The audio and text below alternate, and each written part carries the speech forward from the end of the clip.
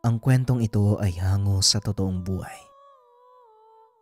Mula ito sa isa nating kabayan na itago na lang natin sa pangalang Ayla.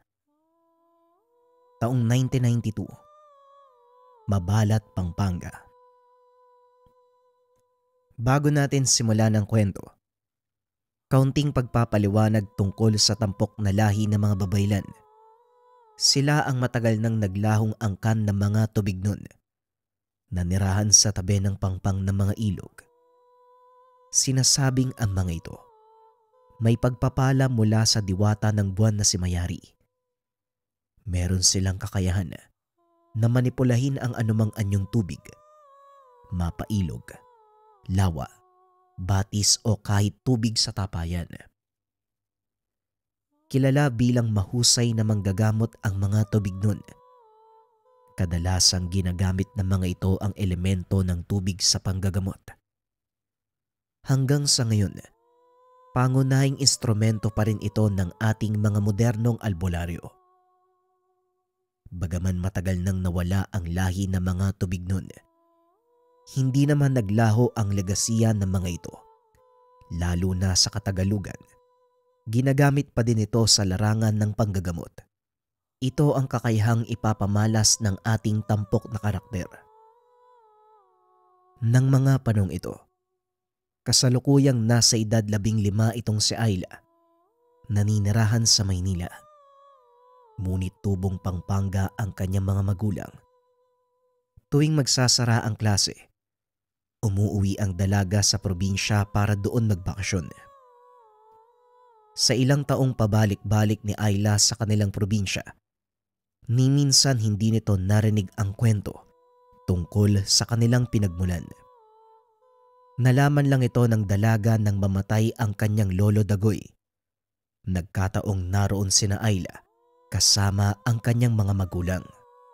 Habang nagro-rosaryo, isang hindi pamilyar na lalaki ang pumasok. Naglapag ng itim na bulaklak na orchid sa tabi ng kabaong ng matanda. Tumayo ang ama ni Ayla upang batiin ito. Laking gulat ng dalaga dahil lumuhod pa ang mga tiyuhin at nakakatandang pinsan nito sa harapan ng matandang lalaki. Magsipagtayo kayo. Hindi ito ang oras at lugar para sa formalidad. Pareho tayong nagluluksa. Nasaan si Manang Flor? Wika ng lalaki. Nasa loob po ng kanyang silid, Tio Eliezer. Sandali lang o tatawagin ko. Tugon ni Mang Diego, ama ni Ayla. Hindi na kailangan. Eto, ilagay mo sa plolera ang mga itim na orchids. Paborito ito ni Manong Dagoy. Sayang lang at hindi ko siya naabutan. Wika ng matanda. Ako na po ang bahala, Tio Eliezer. Tumuloy po muna kayo sa loob nang makapaghapunan. Tamang-tama po ang inyong dating. Nakapagluto na po ang aking asawa. O sige, medyo nagugutom na rin ako sa haba ng biyahe. Muling wika ni Tandang Eliezer. Maya-maya ay lumabas si Tandang Flor sa kwarto. Binate ang dumating na panauhin. Mabuti naman at nakarating ka, Eliezer. Ang akala ko wala nang dadalo sa libing ni Dagoy. Hindi naman ho maaari na walang dumalo mula sa mga kamag-anak natin. Sa kabila ng mga nangyari, itinuturing pa din naming kalahi si Manong Dagoy. Naririnig ni Ayla ang pag-uusap ng dalawang matanda. Kaya hindi nito naiwasang magtanong sa ama. Tay, ano pong ibig sabihin ng matandang lalaki? Bakit po ba? Ano po bang ginawa ni Lolo Dagoy sa kanila? Napalingon si Tandang Flora sa dalaga. Tinawag itong maupo sa kanyang tabi. Ayla po. Muta ka, Kenny. May sasabihin ako. Wika ni Aling Flora. Kagad namang lumakad si Ayla. Lumapit siya at naupo. Ano po yun, Lola? Panahon na. para malaman mo kung ano ang iyong pinagmulan. May isip ka na at alam kong darating din sa iyo ang mga tanong tungkol sa ating pamilya. Kaya mas mabuting habang nabubuhay pa ko, sabihin ko na sa iyo ang lahat. Wika ni Tandang Flor. Inang, sa palagay ko po hindi kailangan malaman ni Ayla ang tungkol sa mga bagay na yan. Nakapag-usap na ho tayo tungkol dito.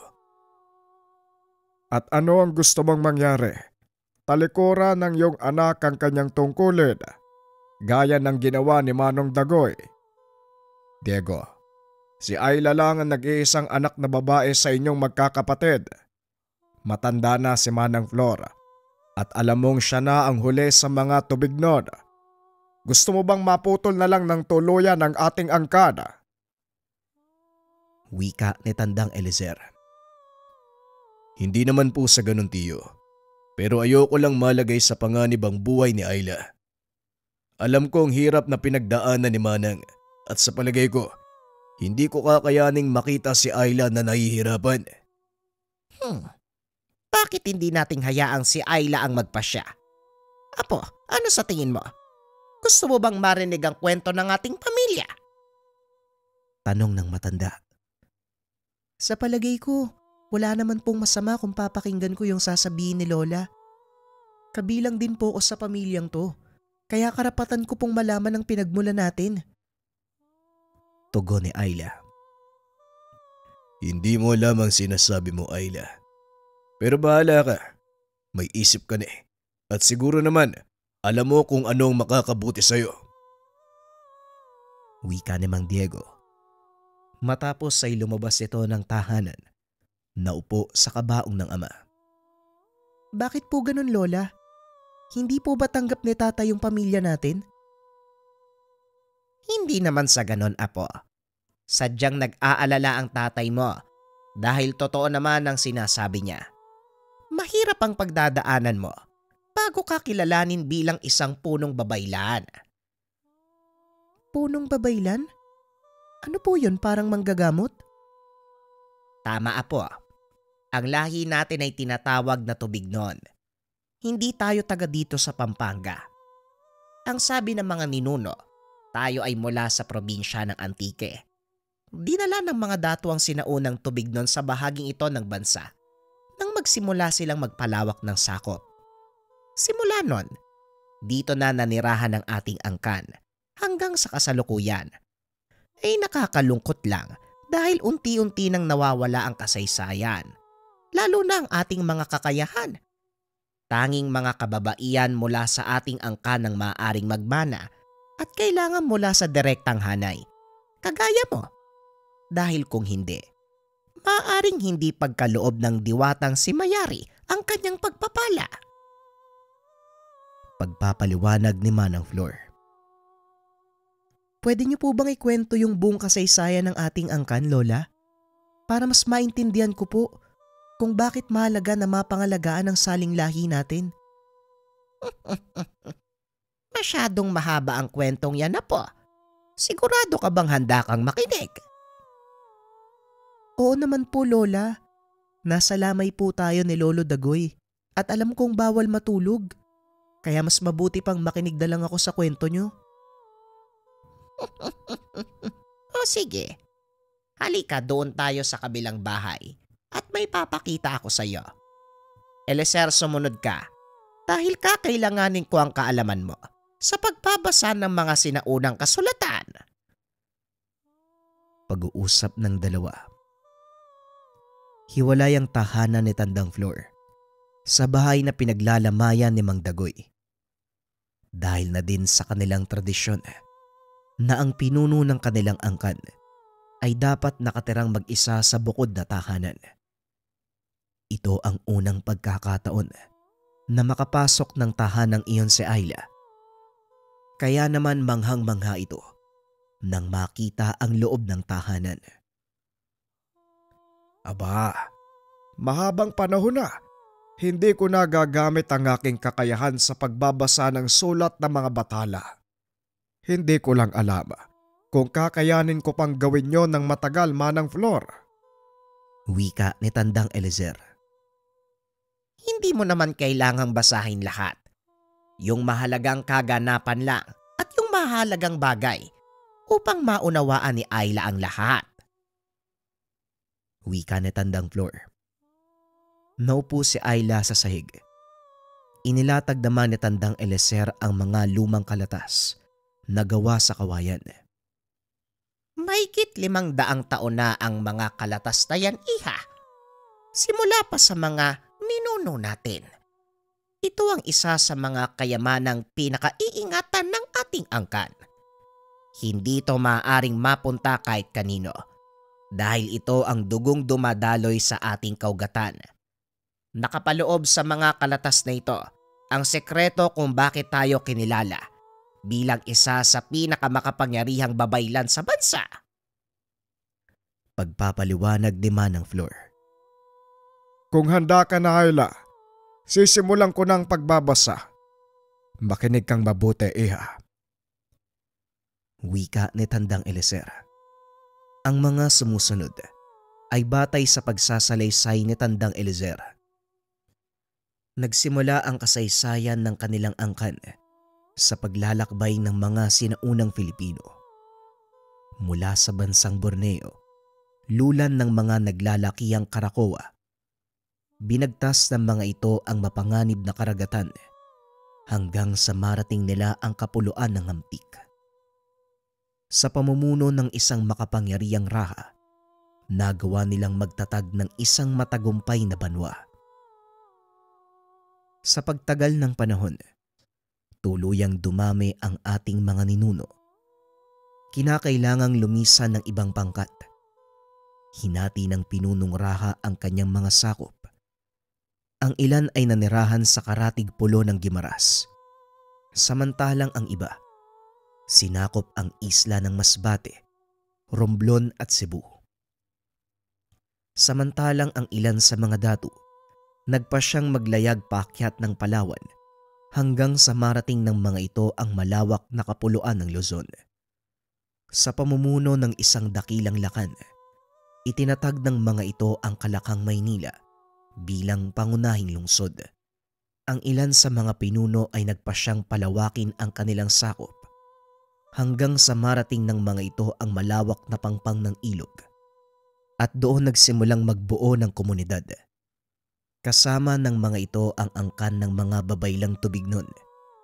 Dito unang kinilala ang kanilang husay sa patnubay ng isang makapangyarihang diwata.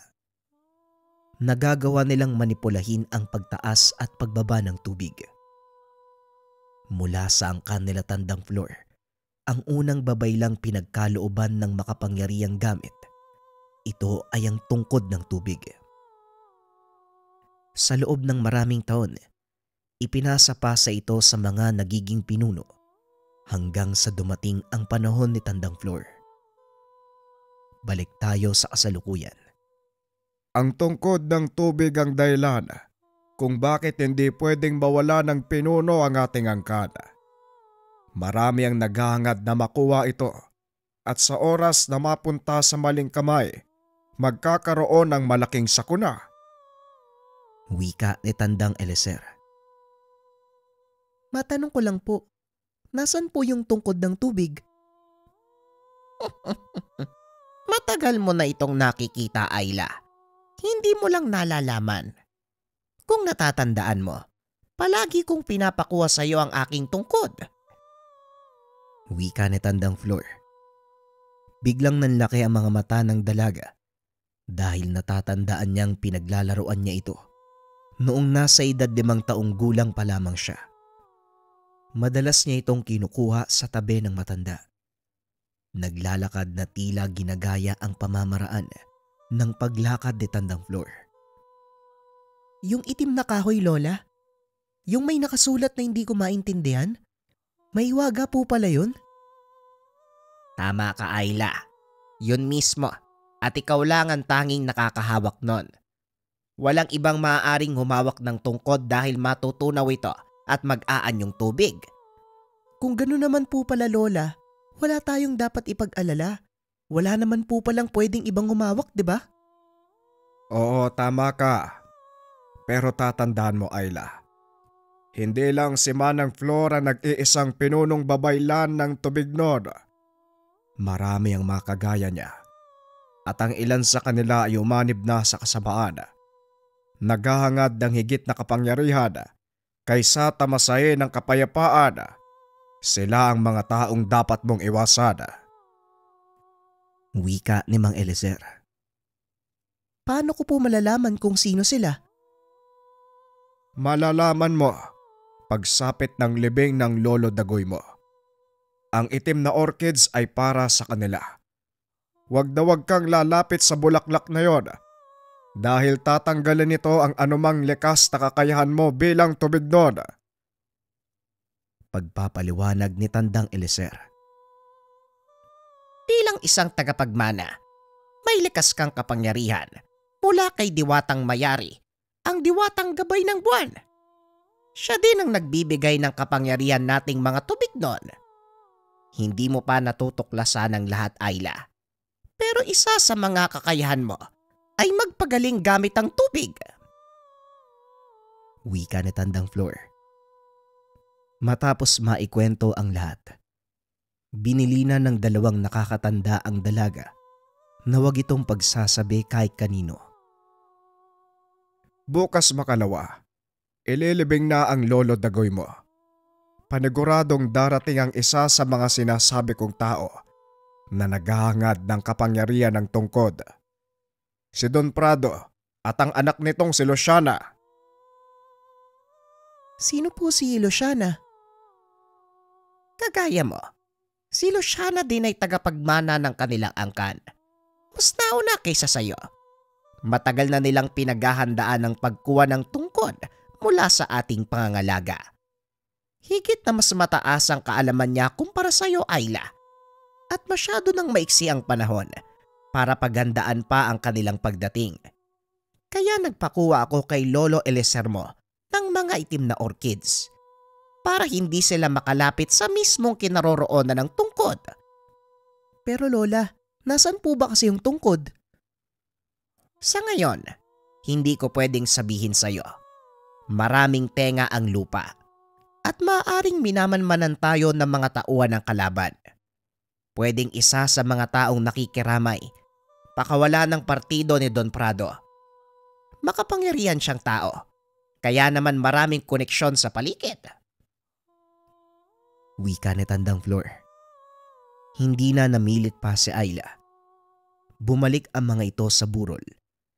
Tinanong ni Mang Diego ang anak kung ano ang pinag-usapan nila ni Tandang Flor. Oh, anong sinabi sa'yo ng mga lolo't lola mo? Wala naman po. Pinaliwanag lang nila sa akin kung saan talaga nanggaling yung pamilya.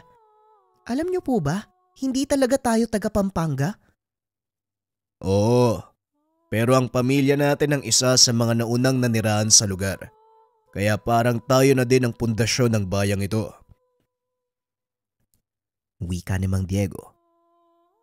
Masayang nag-usap ang mag-ama habang lumalalim ang gabi. Dumadami ang mga tao. Hindi rin inaasahan ni Ayla na masasaksihan niya ang kapangyarihan ni Tandang Flor ng gabing iyon. Tahimik na naglalamay ang lahat nang biglang makarinig ng malakas na kalabog. Nagsipagtayuan ang mga ito nang makita ang isang lalaking may hawak na itak. Ayla, pumasok ka sa loob! Bilisan mo! Wika ni Mang Diego. Dali-dali namang sumunod ang dalaga at habang papasok ng tahanan, nakita nitong palabas si Tandang Flor. Habang naglalakad, inunat nito ang kanyang kamay. Lumitaw mula sa sulok ang itim na tungkod. Kusa itong lumapit sa kanya. Sino ang naglakas ng loob na manggulo sa burol ng asawa ko? Sagot! Wika ni Tandang Flor.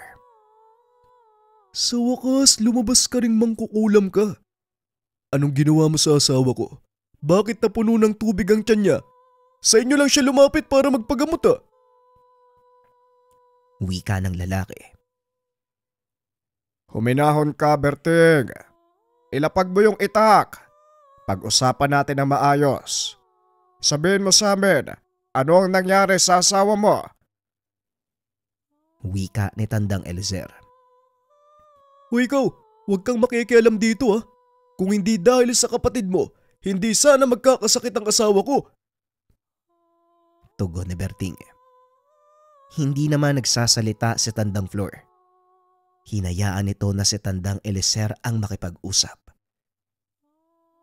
Hindi kita naiintindihan.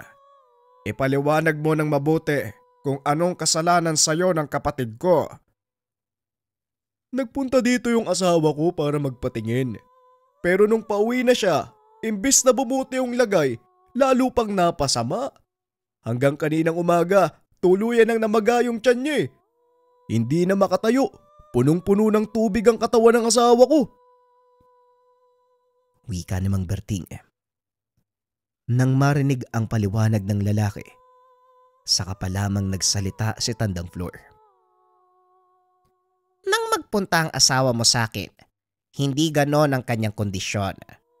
Ngunit sinabi ko na may mambabarang na gumagambala at nagbibigay ng sakit sa kanya. Ang totoo, sinabihan ko siyang bumalik pero hindi niya ginawa. 3 araw nang nakakaraan simula nang magkausap kami. Huwag mo na akong linlangin. Walang ibang mangkukulam dito kung hindi ikaw, Tandang Flor. Sa oras na mamatay ang asawa ko, isasama kong bungangkan mo. Nagsipagtayuan ang mga kalalakian. Akmang kukuyugi na sana si Berting. Ngunit pinigilan nito ng matanda. Sandali lang. Talagang mamamatay ang asawa mo sa oras na hindi mo siya dalhin pabalik dito. Sundin mo ang sinasabi ko kung ayaw mong lumala ang sitwasyon. Wika ni Tandang Flor. Nung una ay nagdadalawang isip pa ito. Ngunit kalaunan, nagawa siyang mapapayag ni Tandang Flor sa tulong ni Tandang Eliezer. Halika, dalian mo, sasamahan kita. Alam kong kakailanganin mo ng tulong sa pagdala ng asawa mo dito. Wika ng matanda. Matapos ang pag-uusap, lumakad na din ang mga ito. Ipinahanda naman ni Tandang Flor ang kanyang kubo para sa panggagamot. Tutol ang ilan sa kanilang mga kaanak dahil nasa kalagitnaan sila ng burol ni Mang Dagoy. Ngunit walang nagawa ang mga ito. Buhay ng tao ang nakasalalay. Alam kong kawalang respeto sa patay ang gagawin ko. Pero kung nabubuhay si Dagoy, siguradong ito din ang gagawin niya. Buhay ng tao ang nakasalalay, kaya pakiusap unawain niyo at hayaang tuparin ko ang aking tungkulin. Pagpapaliwanag ni Tandang Flor. Matapos ay naglakad na ito papunta sa kanyang kubo upang maganda. Sumunod naman ang dalaga para makita ang gagawin ng matanda. Manggagamot po ba kayo ngayon, Lola? Tanong ni Ayla. Oo, apo. At ito ang tamang pagkakataon para maipamalas ko sa iyo ang kapangyarihan ng tungkod ng tubig. Wika na Tandang Flor. Tinignan ni Ayla ang hawak nitong tungkod. Ito nga ang dating tungkod ng kanyang Lola Flor. Maya-maya pa, dumating na si Mang Berting at Tandang Eliezer kasama ang pasyente. Iniga nila ito sa mahabang papag. Sinimulan ang panggagamot. Nakaupo lang si Ayla sa sulok habang pinapanood ang proseso ni Tandang Flor. Hinawakan nito ang kamay ng pasyente at saka nagsalita. Binalaan na kita. Ngunit hindi ka kaagad bumalik. Ayan, binigyan mo ng pagkakataon ng mambabarang na palalain ang sakit mo. Wika ni Tandang Flor. Hindi na po ako nakabalik dahil sumama po yung pakiramdam ko. Hindi na ako nakalakad Pasensya na po kayo, Tandang Flor, sa nagawa ni Berting. Nauunawaan ko. Wala kang dapat alalahanin. Sa ngayon, ang dapat mong isipin ay gumaling. Nagpakuha ito ng isang planggana ng tubig inilapag sa paanan ng pasyente. Itinapat ni Tandang Flor ang kanyang palad sa katawan nito. Nagsimulang mag-usal ng mga dasal. Biglang nawalan ng malay ang pasyente. Laking gulat ni Ayla dahil unti-unting tumutulo ang tubig mula sa katawan nito. Tinignan ng dalaga ang tubig sa planggana. Kusa itong gumagalaw. Ang tubig naman na nagmumula sa katawan ng pasyente, unti-unting pumapasok sa planggana. Ilang minuto na ang nakalipas, ngunit hindi pa rin natatapos ang ritual. Itinaas nito ang hawak na tungkod. Itinapat sa katawan ng pasyente. Muli itong nag-usal ng mga dasal. Sa pagkakataong iyon, kitang-kita ng dalawang mata ni Ayla kung paanong lumabas sa bunganga ng babae ang isang maliit na isda. Kung titignan ay mukha itong hito. Ang pinagkaiba lang, wala itong bigote at mahaba ang palikpik. Sinalo ni Tandang Eliezer ang maliit na nilalang gamit ang planggana. Walang hiya ang mambabarang na gumawa nito sa kanya, Manang Flor. Talagang hindi siya bubuhayin. Wika ni Tandang Eliezer. May kaalaman sa panggagaway ang mambabarang na gumawa nito. Isang inkantong isda ang itinanim niya sa katawan ng asawa mo, Berting. Wika ni Tandang Flor. Hindi na malayan ng mga ito. Unti-unti nang lumalapit si Ayla sa nilalang. Abala silang dalawa ni Tandang Eliezer sa pag-aasikaso sa pasyente. Laking gulat ni Manang Flor nang biglang sumigaw ang dalaga. Nang tignan nito, may sugat na si Ayla sa kamay. Anong ginawa mo, Ayla? Tanong ni Tandang Eliezer. Hindi nakapagsalita ang dalaga dahil namumutla na ito sa takot. Hindi rin humihinto ang pag-agos ng dugo mula sa sugat nito. Kinagat siya ng nilalang. Magmadali ka, Eliezer. Gawan mo ng paraan. Kailangang maampat ang pagturugo. Wika ni Tandang Flor. Dali-daling tinalian ni Tandang Eliezer ang braso ng dalaga. Dinala ito sa sala. Kumalma ka, Ayla. Isipin mo ang dapat gawin. Gaya ng sinabi ng lola mo, may likas kang kakayahan para magpagaling. Gamitin mo ito dahil ikaw lang ang makakagamot sa sarili mo. Wika ni Tandang Eliezer. Matapos ay iniwan niya si Ayla. Binalikan ng pasyente. Pinakalma ng dalaga ang sarili at nag-isip ng paraan. Ngunit walang pumapasok sa isipan nito. Hanggang sa unti-unting nawawala sa uliratang dalaga at tuluyang nawala ng malay. Nagising na lang ito dahil sa tilaok ng manok. Nang bumangon na si Ayla sa kanahigaan, nakita nitong nakaupo ang pasyente sa papag. Tinignan din ito ang kanyang sugat. May nakataling benda. Tumigil na rin ang pagdurugo. Mukhang hindi nangyari ang inaasahan ko, Ayla. Imbis na pagalingin mo ang iyong sarili, nagawa mo pang matulog. Pasensya na po, Lola. Hindi ko po alam yung gagawin ko eh. Alam mo ang gagawin mo. Pero pinili mong hindi gamitin ang nakatagong kaalamang nananalaytay sa ugat mo. Hindi ka pa nga handa. Muling wika ni Tandang Flor. Hindi ko po talaga alam yung gagawin, Lola. Pasensya na po kayo. Wika ng dalaga.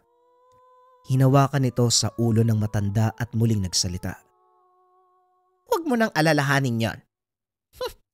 Sa pagdaan ng mga araw, unti-unting mahasa ang kakayahan mo. Sige na, magpahinga ka na. Matapos ang panggagamot, nagpasalamat sina Berting at ang asawa nito dahil nagawang iligtas si Tandang Flor hindi lang ang buhay ng ginang kundi maging ang sanggol na nasa sinapupunan. Pag-alis ng pasyente, muling tinignan ni Ayla ang nilalang na nasa planggana. Buhay pa ito. Nagpapaikot-ikot sa planggana. Lola, ano po bang tawag sa isda na to? Tanong ni Ayla. Isang uri ng engkantong isda na inalagaan ng mga manggagaway. Madalas nilang ginagamit ang mga ito para magtanim ng sakit sa katawan ng biktima. Unti-unti nitong kakainin ng lamang loob hanggang sa tuluyang maubos na magiging dahilan ng pagkamatay ng pasyente. Eliezer, ilabas mo ang isdang ito at patayin. Siguraduhin mong hindi ka matutusok ng tinik ha. Makamandag ito. Wika ni Tandang Flor. Dahil sa mga nangyayari, unti-unting napapagtanto ni Ayla ang kalagahan ng kanilang angkan at ang tungkuling nakaatang sa kanilang balikat. Pagsapit ng hapon, habang nakaupo sa labas ng tahanan, nilapitan ito ni Tandang Eliezer. Ang daming nangyari ngayong araw. Hindi ko rin inaasahan na makikita ko uli si Manang Flor na manggamot. Wika ni Tandang Eliezer. Napalingon naman si Ayla at ngumiti. Ito din po yung unang pagkakataon na nakita ko si Lola Flor na manggamot. Naririnig ko lang po noon sa mga pinsan ko Albularya nga daw po siya. Pero hindi ko naman nakalain na higit pala sa albularya ang kakayahan niya. Wika ni Ayla. Tama ka. Dahil hindi lang basta manggagamot ang angka natin. Tayo ay mga tagapangalaga ng elemento ng tubig. Sa pagdating ng panahon, malalaman mo ang lahat ng sinasabi ko. Bukas ang libing ni Manong Dagoy, kaya kailangan ng maganda. Mamayang gabi, darating ang ilan nating mga kaanak. At hindi lang yon, maaari ding magpakita ang sinasabi ng lola mo, si Don Pedro. Wika ni Tandang Eliezer. Alam ko na po ang pakay nila. Pero bakit kailangan nilang antayin yung libing ni Lolo Dagoy? Tanong ni Ayla. Hindi ko rin alam, Ayla. Siguro malalaman na lang natin sa oras na dumating sila. Pag-uusap ng dalawa. Naging palaisipan sa dalaga ang sinabi ni Tandang Eliezer at alam niyang walang makakasagot nito. Kesa sa maburyo ng kakaisip, nagpa siya si Ayla na maglakad-lakad sa paligid ng bahay hanggang sa napadpad ito sa kubo ni Tandang Flor. Tinignan nito ang paligid upang siguraduhin walang tao bago tuluyang pumasok sa kubo. Nanlaki ang mga mata ni Ayla dahil nakita nito ang tungkod na nakalapag sa sahig. Dali-daling pumasok ang dalaga upang damputin ito. Itinago niya sa sulok. Kaso nga lang, biglang nakaramdam ng kakaibang pakiramdam ang dalaga nang dumampi ang kanyang palad sa tungkod. Nabalot ng liwanag ang paligid. Nang humupa ito, nakita ni Ayla ang sariling nakatayo sa pangpang ng ilog. Bahagya itong napatras dahil pulgada na lang ang layo ng mga paa nito sa pangpang. Inikot ni Ayla ang tingin. Napagtanto na nasa loob siya ng isang pamayanang naninirahan sa pangpang. Nag-ikot sa paligid ang dalaga hanggang sa makasalubong nito ang isang batang babae na merong hawak na tungkod. Nanlaki ang mga mata ni Ayla dahil kahawig ng tungkod na yon ang hawak niya. Bata, sandali lang. Ay, ano ba yan? Hindi ako narinig. Manong, anong lugar po ba to? Tanong ni Ayla. Kinakausap niya kung sino man ang nakakasalubong. Ngunit tila hindi siya nakikita at naririnig. Hanggang sa makarinig ito ng ingay mula sa loob ng pamayanan. Dali-daling nagtakbuhan ang mga tao, kaya nakisabay na din ang dalaga. Pagdating sa gitna ng pamayanan, muli nitong nakita ang batang may hawak na tungkod. Nakatayo sa tabi ng isang babae. Tinatayang nasa edad 30 ito paitaas. May mahaba at maitim na buhok. Kapansin-pansin ang kanang mata nito na may pilat. Itinaas ng babae ang kanyang kamay. Nagsipagluhuran ang mga tao. Sa isip ni Ayla, ito ang pinuno ng kanilang pangkat. Ngunit higit pa sa inisip ng dalaga ang tunay na katungkulan ng babae. Inang Mayari, mabuti naman po dinalaw niyo kami. May pagpapala po ba para sa amin? Tanong ng bata. Dito napag-alaman ni Ayla na ang babaeng iyon walang iba kung hindi ang diwatang si Mayari. Dahil mabuti kayong mga mamamayan, may pagpapala ako para sa inyo. Aalis kayo sa lugar na ito at tatahakin ng landas papunta sa Kalakhang Pulo. Sundan nyo ang ihip ng amihan. Sa loob ng 3 pagbilog ng buwan, Mararating nyo ang pinagpalang lupa sa gilid ng malaking ilog. sabihin mo ito sa inyong dato maanyag. Wika ni Mayari. Nanayo ang balahibo ni Ayla nang marinig ang pangalan ng bata. Ito ang pangalang paulit-ulit na binabanggit ng kanyang lola, ang kauna-unahang punong babaylan ng mga Tubignon. Nang mga sandaling iyon, tila mabilis na lumipas ang panahon sa harapan ng dalaga na parabang ibinabalik siya sa nakaraan. Dito lubusang naunawaan ni Ayla ang pinagmulan ng kanilang angkan. Maya-maya ay bumalik na sa uliratang dalaga. Narinig nitong papalapit sa kubo si Tandang Flor, kasama si Tandang Eliezer at Mang Diego. Dali-daling inilapag ng dalaga ang tungkod. Nagkunwaring nagbabasa ng libro tungkol sa mga halamang gamot. Oh, nandito ka lang pala, Ayla. Anong ikinakatakot mo, Diego?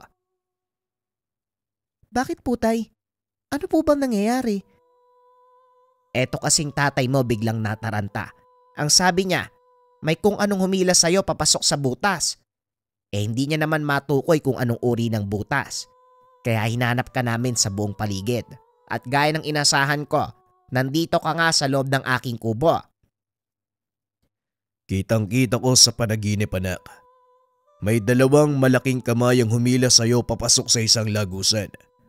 At simula nun, hindi ka na namin nakita pa. Wika ni Mang Diego. Ang mabuti pa, uminom ka muna ng salabat at magpahinga. Ilang gabi ka nang walang tulog, Diego. Mamaya, nandito na ang mga panauhin. Para kang balisang isda. Matulog ka muna. Wika ni Tandang Eliezer. Napakamot na lang ng ulo si Mang Diego. Naglakad pabalik sa malaking tahanan. Sa tingin mo, ano ang nangyayari sa kanya? Nakakabahala. Maraming taon nang hindi nakakakita ng mga pangitaing si Diego. Ang akala ko nga, tuluyan nang nawala ang kakayahang iyon. Wika ni Tandang Flor. Tama ang hinala mo, Manang. Pangitain nga ang nakita ni Diego. Pero kanino at ano ang ibig sabihin nun? Kung sa panaginip ni tatay, kinuha ko ng malaking mga kamay at inila papasok sa isang lagusan. Maaaring may kumuha sa akin o hindi kaya magpapatay? Tama ho ba? Posibleng ganun nga ang mangyari, Ayla. Pero malabo naman siguro na ipapatay ka. Huwag na muna nating isipin yon. Minsan ang mga panaginip ay bunga lang ng mga iniisip natin. Siguro, lubhang nag-aalala lang ang tatay mo, kaya napaginipan niya yon. O siya, ipagpatuloy mo na ang ginagawa mo. Wika ni Tandang Flor. Pagkaalis niya, muli nitong hinawakan ng tungkod. Ngunit walang nangyari. Napangiti na lang ang dalaga dahil kahit papano, nagkaroon siya ng pagkakataon na maunawaan ang lahat ng tungkol sa kanyang pinagmulan. Pagsapit ng gabi, isa-isang nagdatingan ang mga kaanak mula sa malalayong lugar. Ang ilan sa mga ito ay may dala pang mga buhay na hayop at mga gulay. Nakaupo lang sa tabi ni Tandang Flor ang dalaga habang pinagmamasdan ang mga taong nagpaparoot pa rito dahil sa paghahanda. Lola, Hindi ba libing ni Tatay Dagoy ang gaganapin bukas? Bakit napakaraming kinakatay na hayop? Parang may ikakasal ah. Oo nga pala. Unang beses mo palang dadalo sa ating tradisyonal na libing. Hayaan mong ipaliwanag ko sa iyo ang lahat, apo. Tayong mga Tubignon, hindi naniniwala sa pagluluksa. Oo, malungkot ang mawala ng mahal sa buhay. Ngunit para sa atin, ito ay pagbubukas ng panibagong yugto ng paglalakbay sa ating mga yumao. Naniniwala ang mga ninuno natin na ang bawat namamatay sa ating angkan ay muling mabubuhay. Mapupunta lamang sila sa ibang panahon. Kaya sa oras na lumisan sila sa buhay na ito, pinababauna natin sila ng magandang alaala. Pagpapaliwanag ng matanda. Kinabukasan, habang hinahanda ang kabaong ng kanyang lolo Dagoy, dumating ang isang magarang sasakyan. Bumaba mula dito ang isang lalaking nakasuot ng itim na damit. Sinundan naman ng isang dalagang halos kasing edad ni Ayla. Nakasuot naman ito ng puting bestida. May hawak pang pangbungkos ng pulang rosas. Tumayo si Tandang Eliezer upang salubungin ang mga ito. Nakasunod ang ilang kalalakihan sa kanya. Sa pakiramdam ni Ayla, may hindi magandang mangyayari ng mga oras na yun. Irespeto mo ang libing ng aking bayaw, Don Prado. Hindi ito ang oras para pairalin mo ang iyong pagkasakim. Wika ni Tandang Eliezer. Napagtanto ni Ayla na ito na nga ang sinasabing panauhin ng kanyang Lola Flor.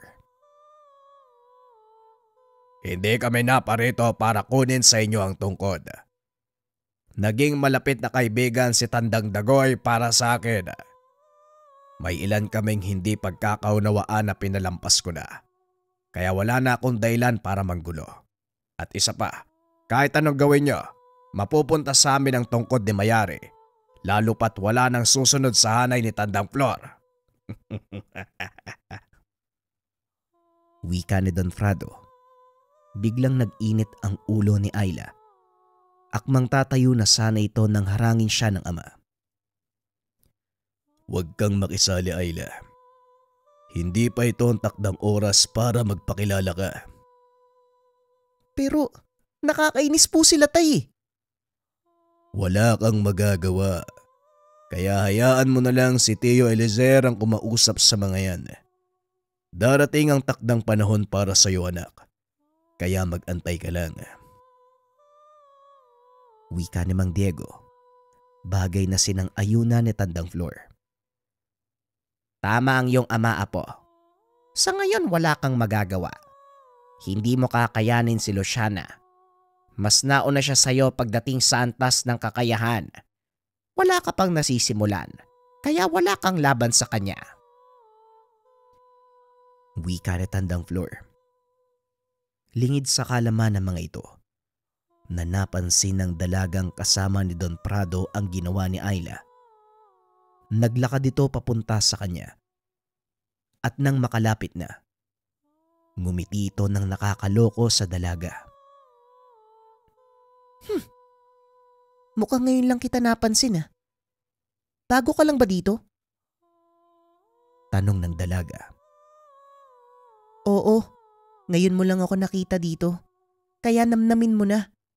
Namnamin mo yung pagtitig sa mukha ko. Dahil ito na ang huli mong makikita sa oras na manggulo kayo ng tatay mo. Tugon ni Ayla. Tumawa ng malakas ang dalaga. Muling bumalik sa tabi ng kanyang ama. Tay, matabil yung dila ng isang yun ah. Maaari bang ibalato mo na lang siya sa akin?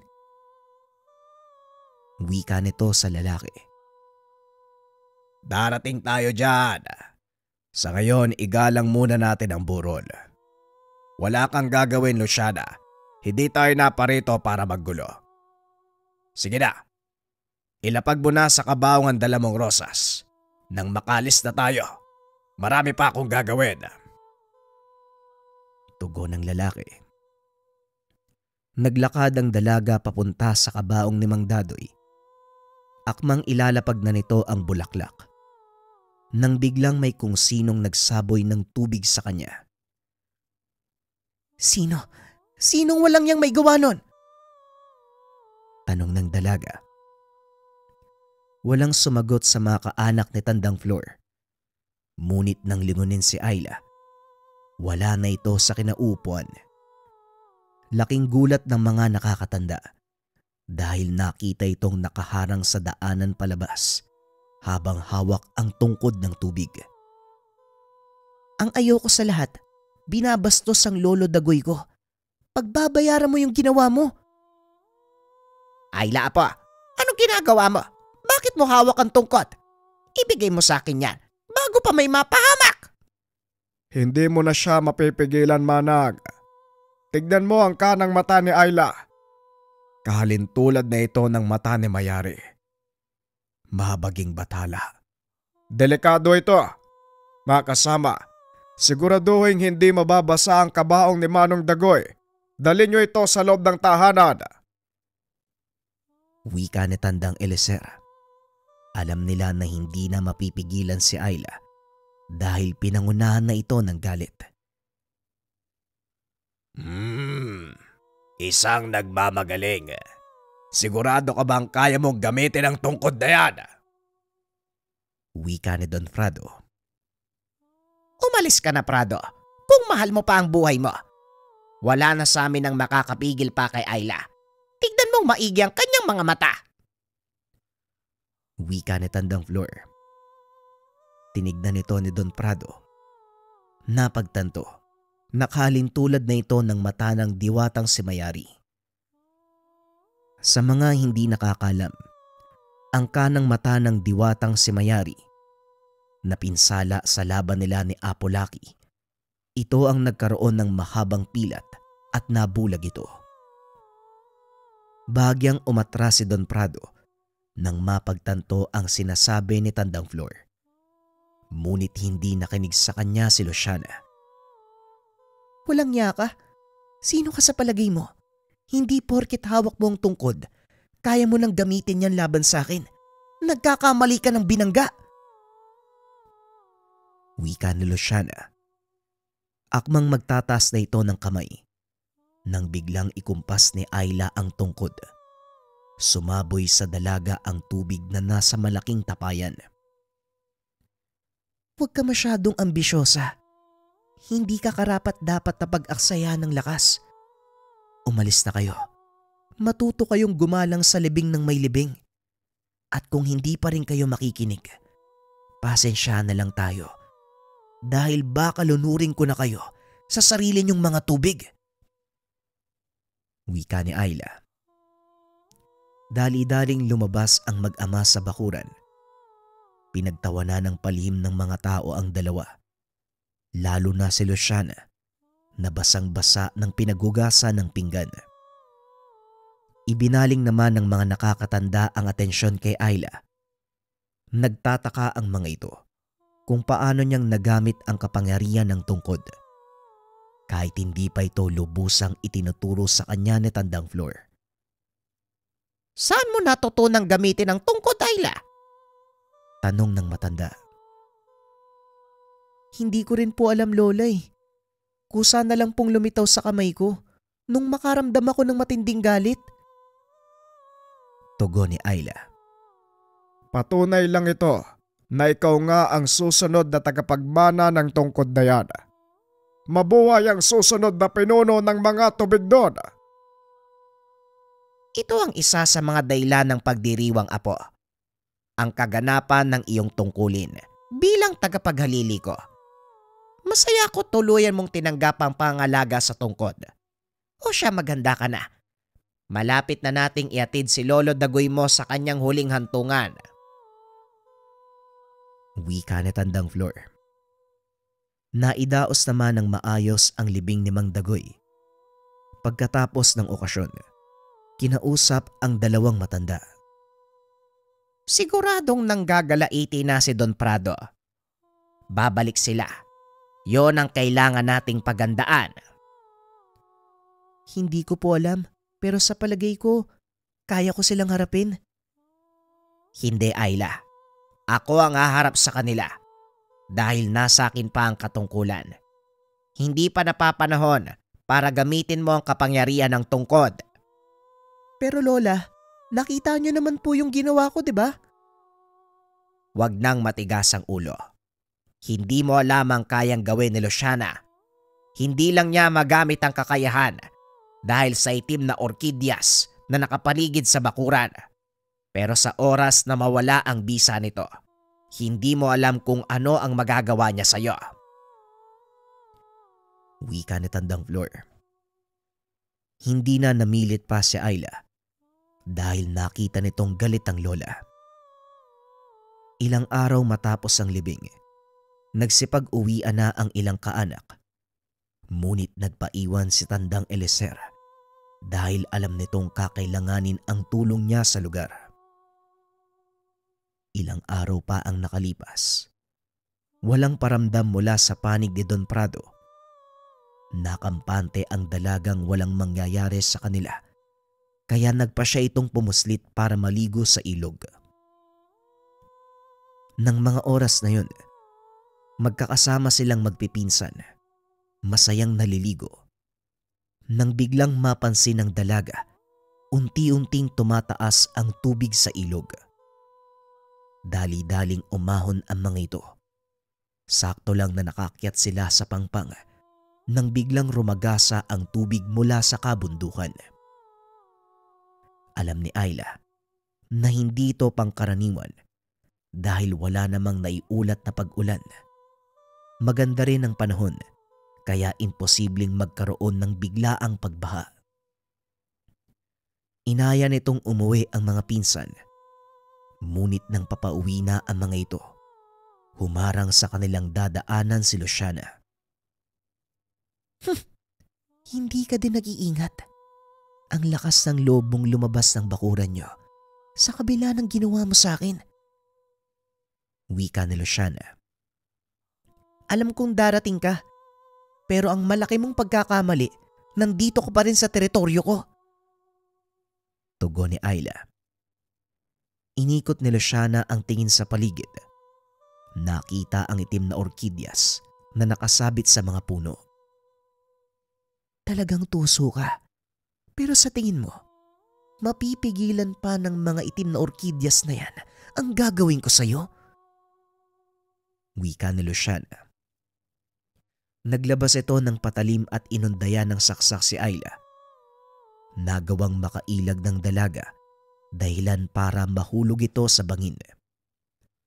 Hindi naman kataasan ng binagsakan nito, ngunit nabali ang braso ng dalaga. Kung hindi kita mapapatay sa pamamagitan ng kapangyarihan ko, papatayin kita sa pamamagitan ng saksak. Tumalon pababa ng bangin si Luciana. Muling inundayan ng saksak ang dalaga. Sa pagkakataong iyon, nadaplisan sa kabilang braso si Ayla. Natumba ang dalaga. Akmang sasaksakin na sana ito. Luciana! Itigil mo yan kung ayaw mong tuluyan kita. Kung saan na umabot ang pagiging sakim mo sa kapangyarihan. Hindi ka karapat dapat maging tagapagmana ng tungkod na ito. Kayo ang naging sakim. Kinakailangan ng nanay ko ng tulong ng tungkod upang muli siyang mabuhay. Pero ipinagkait mo. Lalabagin natin ang batas ng kalikasan. Hindi maaaring makabalik ang yumao, Luciana. Wala akong pakialam kung ano pa ang dahilan nyo. Papatayin ko ang susunod na tagapagmana para tuluyan ng maputol ang saling lahi nyo. Wika ng dalaga. Wala nang nagawa si Tandang Flor kung hindi tuluyang tapusin ang buhay ng dalaga. Labag man ito sa kanyang kagustuhan, ngunit isinaalang-alang nito ang kapakanan ng kanilang angkan. Alam kong masama ang tingin mo sa akin, Ayla. Pero ito lang ang paraang alam ko para mailigtas ang buhay mo.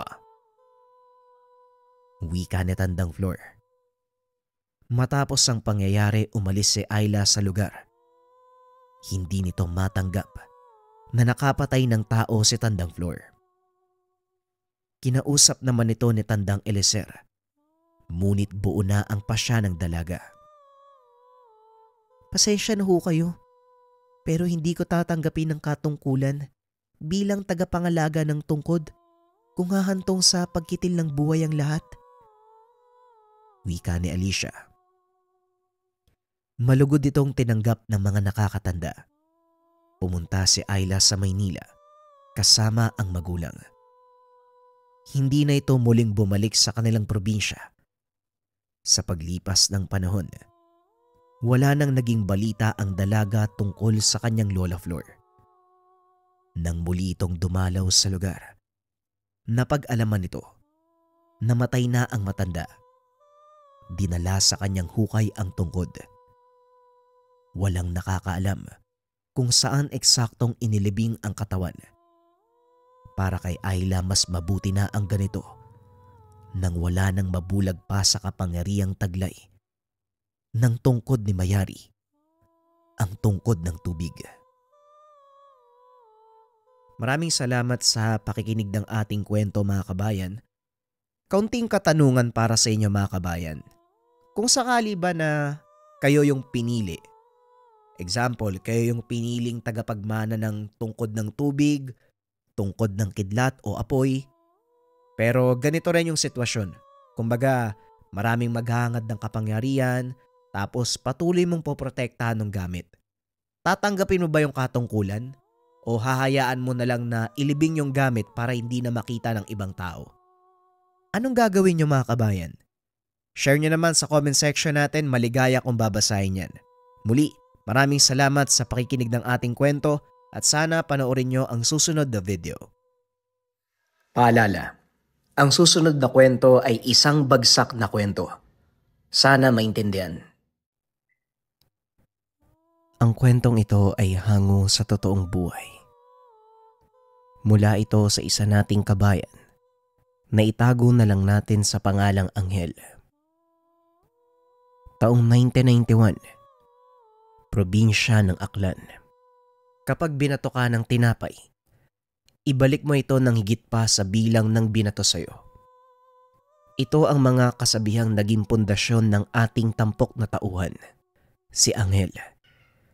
Isinilang sa isang pamilya, kilalang mahusay na manggagamot.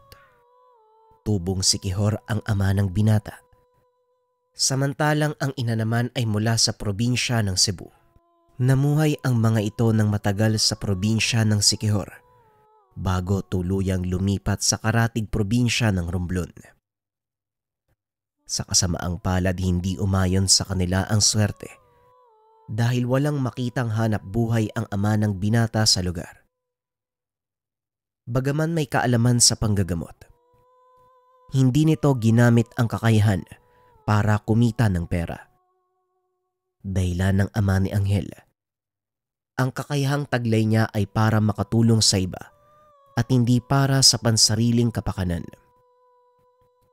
Bagay na palaging pinapaalala ni Mang Tobal kay Anghel. Nag-iisang lalaki sa 6 na magkakapatid, kaya naman siya ang inaasahan ng ama na magmamana ng kakayahan. Sa murang edad hinasa ng matanda si Anghel, lalong-lalo na sa kumbate espiritual. Nagamit ito ng binata noong lumipat sila sa probinsya ng Aklan. Nang mga panong ito ay nasa elementarya si Anghel. Dahil baguhan sa lugar, wala itong alam na dialektong ginagamit ng mga kaklase. Madalas na pagtatawanan dahil tanging Tagalog lang ang pamamaraan nito ng pakikipag-usap. Umabot pa sa puntong maging ang mga guro ay kinukutya ang binata. Ano ka ba namang bata ka? Saan ka ba nang galing? Simpleng lengguwahe lang hindi mo pa alam. Mananagalog ka pa halata namang laking probinsya ka din. Pinagloloko mo ba kami? Wika ng isang guro na itago na lang natin sa pangalang Sergorio. Madalas kinukutya si Anghel dahil sa pilit tinutuwid ng binata ang kanyang dila sa pagsasalita ng lokal na dialekto. Sa mga ganitong pagkakataon, pinipili na lang ni Anghel ang manahimik. Hindi dahil sa natatakot ito, kundi dahil baka makapagbitaw siya ng salita na maaaring makasakit ng pisikal sa kanyang kausap. Tama kayo nang narinig. Si Anghel ay may kakayahang maglapat ng sumpa nang hindi hinahawakan ang isang tao. Ang tawag ng iba sa ganitong kakayahan, dilang linte, o sa Tagalog ay dilang kidlat. Ngunit ang talagang tawag sa ganitong uri ng kakayahan, malediksyon. May dalawang uri ang kakayahang ito, masama at mabuti. Nakadepende na lang sa taong nagbibitaw ng kung anong sumpa ang ibibigay sa kanya. Kaso nga lang ng araw na yon, hindi napigilan ng paslit ang sarili. Nasa ika-6 na baitang na si Anghel ng mga panong ito. 3 taon niya nang tinitiis ang ganong pagtrato sa kanya ng ibang tao. Mula pa sa mga pinanggalingan nilang lugar. At kung minsan nasisisi pa nito ang kanyang mga magulang dahil hindi sila namimirme sa iisang lugar. Nakatayo si Anghel sa harapan ng kanyang mga kaklase habang patuloy na ipinapaya ng guro. Nagtatawanan ang mga batang nasa loob ng silid. Maging ang mga napapadaang kabataan, humihinto upang panoorin ang ginagawa ng guro sa kanya. Wala kang lugar sa klaseng to. Ay hindi mali, wala kang lugar sa bayang to. Hindi ka nga makapagsalita ng diretsyo eh. Yun lang hindi mo magawa. Paano pa kaya pag ibang mga gawain na? Kung ako sa'yo, huwag mo nang ipilit ang sarili mo sa paaralang ito. Wika ni Sir Goyo. Patuloy lang na nananahimik si Anghel ng mga sandaling iyon habang pilit na pinipigilan ang sarili. Hindi nito namalayan. Kinukuyom na pala niya ang kamao na kagad namang napansin ni Sir Goyo. Ay, ano yan? Susuntukin mo ko? O sige, ipakita mo sa lahat ang totoo mong pagkatao. Palibasa, sa karahasan lang kayo magaling. Kayong mga taong bundok. Hindi kayo tinuruan ng mga magulang nyo ng mabuting asal. Sa pagkakataong ito, hindi na nagawang pigilan ng paslit ang kanyang sarili. Nilingon ni Anghel ang guro. Nanlaki mga mata nito nang makitang may kung anong liwanag ang lumabas sa bunganga ng paslit nang magsimula itong magsalita. Wag na wag mong idadamay ang mga magulang ko dito. Dahil alam ko sa sarili ko, pinalaki nila ako ng tama eh. Tandaan mo, Sir Goyo, ikaw ang nagdala nito sa sarili mo. Sa oras na ibuka mo ang bunganga mo, maglalabasan ng libu-libong langaw mula dito. At sa tuwing ihakbang mo yung mga paa mo, kusang mamimilipit ang mga buto mo hanggang sa mabali yan. At kapag nakadapa ka na sa sahig, dahan-dahan kang lalamunin ng lupa. Wika ni Anghel. Nung una ay walang nangyari sa guro. Ngunit nang tumawa ito, bigla siyang nakaramdam ng pangangati ng lalamunan. Isa-isang naglabasan ang bangaw. Sunod-sunod ito hanggang sa hindi na mapigilan. Nagakbang ang guro at sa unang hakbang pa lang, biglang namilipit ang binti nito. Nadurog ang mga buto. Nang mapadapa sa sahig, unti-unti itong kinain ng lupa. Nagsigawan ang mga kabataan at nang lingunin sila ni Anghel, bigla na lang nagsipaghagis ang mga ito sa bandang likod ng silid. Naglakad palabas si Anghel habang nagkakagulo ang mga tao. Umuwi ang paslit at umiiyak na nagsumbong sa kanyang ama tungkol sa mga pangyayari. Anong nangyari, Anghel? Bakit ka umiiyak? Tanong ng ama. Tay, hindi ko po sinasadya eh. Kasi sila hindi sila tumitigil sa pagsasabi ng masasakit na salita sa akin. Lalo na si Sir Goyo, dinamay pa kayo ni nanay. Kasi daw, hindi niyo ako tinuruan ng mabuting asal eh. Dahil lang sa hindi ako makaintindi ng salita nila.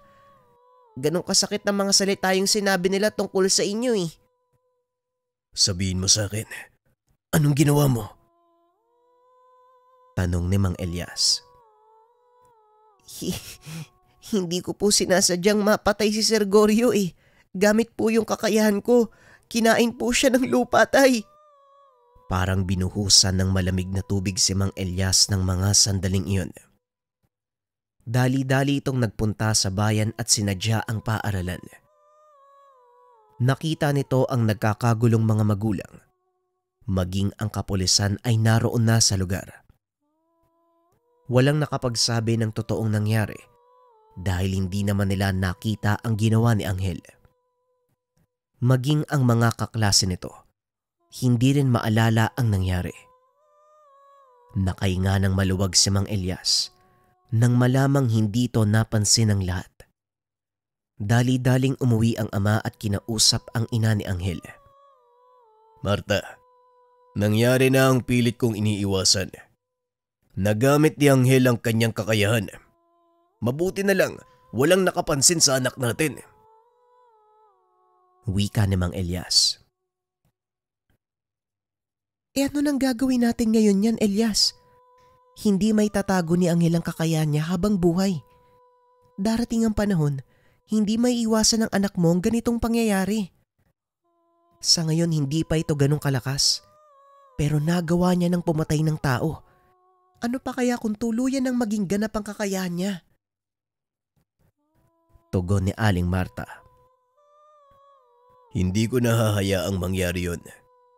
Kailangan ko nang ilapit kay Sensyo ang bagay na to. Alam kong hindi ka sasang-ayon, pero ito lang ang tanging alam ko na maaaring makatulong kay Anghel. Wika ni Mang Elias. Kung hindi nyo na itatanong, si Sensyo ay nakakatandang kapatid ni Mang Elias. Bihasa ito sa pagseselyo ng kakayahan ng tao. Kagaya na lang ng pagsasara ng ikatlong mata. O hindi kaya naman paggapos ng mga kakayahang hindi nais ilabas ng isang tao. Maliban pa dito, isa ding kinakatakutang mambabarang ang matanda. Kaya hindi gusto ni Aling Marta ang makipagsalamuha sa taong ito. Alam mong ayokong lumapit ang anak mo sa taong yun eh. Pasensya na, Elias, pero hindi ako papayag. Tugon ni Aling Marta. Anong gusto mong mangyari? Lalong lumala ang sitwasyon. Pasensya na din, Marta. Pero hindi ko hahayaang mapahamak ang anak natin dahil lang sa kawalan mo ng tiwala sa kapatid ko. Wika ni Mang Elias. Kinabukasan maaga itong bumiyahe papunta sa kinaroroonan ng kapatid. Mabuti na lang nakatira na ito sa Antique at doon itinuloy ang kanyang panggagamot. Hapon na nang dumating si Mang Elias sa tahanan ni Mang Sensyo. Napakaraming tao ang nag-aantay sa bakuran nito. Nung una hindi pa nakilala ng matanda si Mang Elias, sinabihan pa itong umuwi na. Tinatapos na lang niya ang mga nakapila. Magpapahinga na si Mang Sensyo. Mabuti na lang lumabas ang anak nitong si Jacob. Kagad nakilala ang tiyuhin. Tio Elias, ikaw ba yan? Anong ginagawa mo dito sa labas? Tanong ng binata. Sabay aya nito papasok ng tahanan. Hindi ba nagsabi na ako, hindi na ako tatanggap? Ay, Elias, ikaw pala. Ikaw pala yan. Anong ginagawa mo dito? Bakit ngayon ka lang nakadalaw? Wika ni Mang Sensyo. Pasensya na sa abala, Manong Sensyo. Mangyari kasi kailangan ko ang tulong mo. Unti-unti nang lumalakas ang kakayahan ni Anghel. Hindi ko na alam kung anong maaari naming gawin. Natatakot ako na baka hindi niya kayang pigilan at mas maraming tao pang mapahamak. Wika ni Mang Elias. Hindi ba nasabi ko na sa'yo noon pa, maaaring mangyari ang bagay na yan? Hindi pa rin ako nagkamali. Ayaw mo kasing makinig eh. Bueno, nasaan si Anghel? Tanong ni Mang Sensyo. Nasa bahay, hindi ko muna pinapalabas eh. May nangyaring hindi maganda at siyang may kagagawan. Napatay ni Angel ang kanyang guro gamit ang malediksyon. Wika ni Mang Elias. Nanlaki ang mga mata ng matanda at tuminto sa ginagawa. Sinabihan din ito ang kanyang pasyente na umalis na muna. Bumalik na lamang sa susunod na araw. Anong sinabi mo? Nakapatay na si Angel. Alam mo ba ang ibig sabihin nito, Elias? Nag-iisip ka ba? Hindi ba't kabilin-bilinan ko? Huwag mong hahayaang kumawala ang kapangyarihan ng anak mo dahil maaari siyang makapatay dahil sa sobrang galit. Ay nako, ngayon hindi ko alam kung paano ako makakatulong pa. Jacob, maganda ka. Bukas sa bukas, sasama tayo sa Tio Elias mo. Wika ni Mang Sensyo. Anong gagawin ko, Manong? Baka mas magandang daling ko na lang dito si Angel. Tanong ni Mang Elias. Hindi. Ako na ang pupunta sa inyo. Isa pa, matagal na akong hindi nakakapasyal. Tugon ni Mang Senso. Dahil gabi na ng mga oras na yun, pinili na lang ng mga ito na ipagpabukas ang biyahe. Kinabukasan madilim pa lang ay tumulak na ang magkapatid pabalik ng Aklan. Medyo mahaba ang biyahe kaya inabot sila ng tanghali. Hindi pinapasok ng kanyang ina si Angel. Natatakot itong baka maulit ang kaganapan. Mabuti naman at hindi mo muna pinapasok si Angel. Kailangan siya makausap ni Manong Sensyo. Magtiwala ka lang, Marta. Para ito sa kabutihan ng anak natin. Wika ni Mang Elias. Hindi na tumutol pa si Aling Marta. Hinayaan na lang nito si Mang Elias na gawin ang nararapat. Nasaan ang pamangkin ko? Hayaan niyong kausapin ko siya ng saril ni Nana. Hiling ni Mang Sensyo. Naroon sa kwarto niya si Angel. Maaari niyo po siyang puntahan doon, Manong. Wika ni Aling Marta. Pumasok si Mang Sensyo sa silid. Nakitang naglalaro ang paslit. Nakatalikod dito sa pintuan, kaya hindi kaagad napansin ang pagdating ng tiyuhin. Kumusta naman ang paborito kong pamangkin? Laking gulat ni Angel nang marinig ang boses ng tiyuhin. Kayo po pala yan, Tiyo. Maayos naman po. Kaso may nagawa po akong hindi maganda eh. Wika ni Angel. Bigla na lang itong umiyak.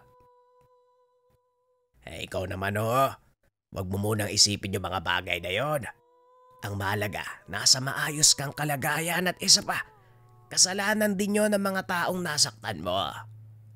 Narinig ko ang kwento mula sa iyong ama, kaya alam ko ang katotohanan. Pero tama ka ha, hindi nga maganda ang ginawa mo at masaya kung alam mo yon. Tiyo, pwede ba isama niyo na lang ako? Ang daming galit sa akin dito kung ano-ano yung sinasabi nila sa akin. Minsan sinasaktan pa nila ako. Ganun ba? O sige ha, kakausapin ko muna ang mga magulang mo. Pero sigurado kong hindi papayag ang nanay mo. Ako na po yung bahalang magpaliwanag kay nanay. Basta isama niyo na lang po ako. Kinausap ni Mang Sensyo ang mag-asawa. Hindi nito inaasahan ang isasagot ni Aling Marta. Gawin mo ang nararapat, Manong. Kung kami lang, wala na kaming magagawa eh. Hindi kayang gabayan ni Elias ang kakayahan ni Angel eh. Malaki ang tiwala ng asawa ko sa iyo, Manong. Kaya kung kailangan mong isama si Angel, pumapayag ako. Wika ni Aling Marta. Tuwang-tuwa si Angel nang marinig ang sinabi ng ina. Kinagabihan inayos ng paslit ang mga gamit. Dahil kinabukasan aalis na sila pabalik ng Antique. Habang nasa biyahe, kinausap ni Mang Sensyo si Angel. Pinaliwanag nito ang magiging buhay sa kanyang pangangalaga. Hindi magiging madali ang lahat, Angel ha. Alam mong wala akong ibang katuwang kung hindi ang Manong Jacob lang. Pero masaya kung dalawa na kayong makakatulong ko. Gagawin ko ito para turuan kang gamitin ng maayos ang iyong kakayahan. Hindi dapat iselyo ang ganyang uri ng biyaya galing sa Diyos. Bagkus pinapagyabong yan at ginagamit sa mabuting paraan. Pagdating sa tahanan, kaagad sinalubong ni Jacob ang paslit. Mabuti naman nakarating na kayo. Oh, ang laki mo na, Angela. Kumusta ka? Wika ni Jacob. Maayos naman po, Manong Jacob. Medyo nagugutom nga lang. Tugon ni Angel. Malapit ang dalawa dahil minsan ding nanirahan si Jacob sa tahanan nila Angel. Nung bata pa ito upang magsanay naman ng panggagamot gamit ang kaalaman ni Mang Elias. Nang matapos ito sa pagsasanay, bumalik siya sa ama upang tulungan ito sa kanyang gawain. Ang mabuti pa kumain na muna kayo. Nakapagluto ka na ba ng tanghalian, Jacob? Oo naman, Tay. Alam ko kasing babalik din kayo kaagad eh. At may kutob akong isasama mo na si Angel. Kaya nga naganda ako ng paborito niyang pagkain eh. Uy, ubusin mo yun ha. Nagkanda dulas-dulas pa ako kahapon sa sapa habang nangunguha ng suso.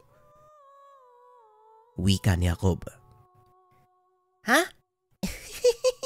Yan lang pala eh. Kung gusto mo, Manong, paramihan pa tayo na makakain eh.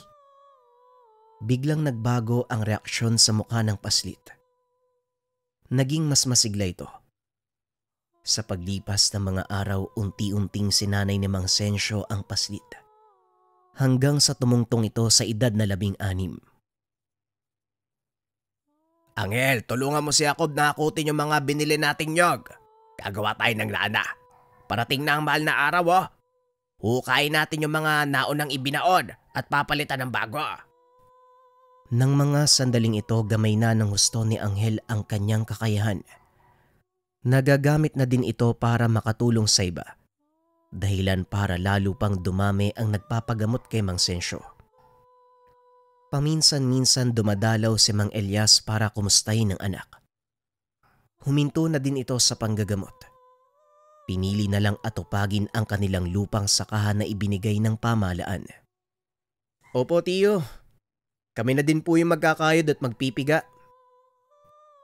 Wika ng binatang si Angel. Aba, talagang maaasahan kayong dalawa ng Manong Jacob mo ah. Sayang nga lang, huminto na sa panggagamot ang ama mo. Pero hindi bali na. Andiyan ka naman para ituloy ang nasimulan niya eh. Napangiti na lang si Angel dahil pangarap nitong sundan ang yapak ng ama. Alam ko po yun, Tiyo. Wala pong masamang pangarapin ng mga pangarap din ni tatay sa akin. Sige po ah. Hakutin ko muna yung mga nyog para pagdating ni Manong Jacob, makapagsimula na kami ng pagkakayod. Naging masaya ang pananatili ni Angel sa lugar dahil alam nitong meron siyang silbi. Kahit papano, natutuwang makisalamuha sa mga tao. Nawala na din ang takot nito na baka makasakit siya ng iba. Ngunit kahit anong gawing pag-iwas, hindi pa rin nawawala ang mga taong sadyang hinahamon ang pasensya ni Angel. Naganap ang pangyayaring ito nang minsan silang nakidayo ng gamutan sa kabilang bayan. Isinama ni Mang Sensyo ang dalawa dahil biktima ng isang malakas na mambabarang ang pasyente.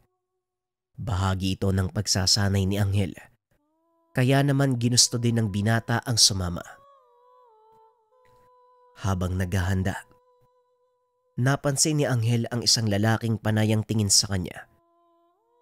Hinayaan niya lang ito at nagpatuloy sa ginagawa. Sa kalagitnaan ng gamutan, nakita ni Angel ang parehong lalaking pumasok sa bahay. Sa pagkakataong iyon, lumapit ito kay Mang Sensyo. Wala namang ginawa o sinabi ang lalaki. Ngunit biglang napaangat ng tingin ng matanda. Tinignan si Jacob at Angel. Dito napagtanto ng binata na may hindi magandang magaganap. Bigla itong tumakbo palabas ng bahay.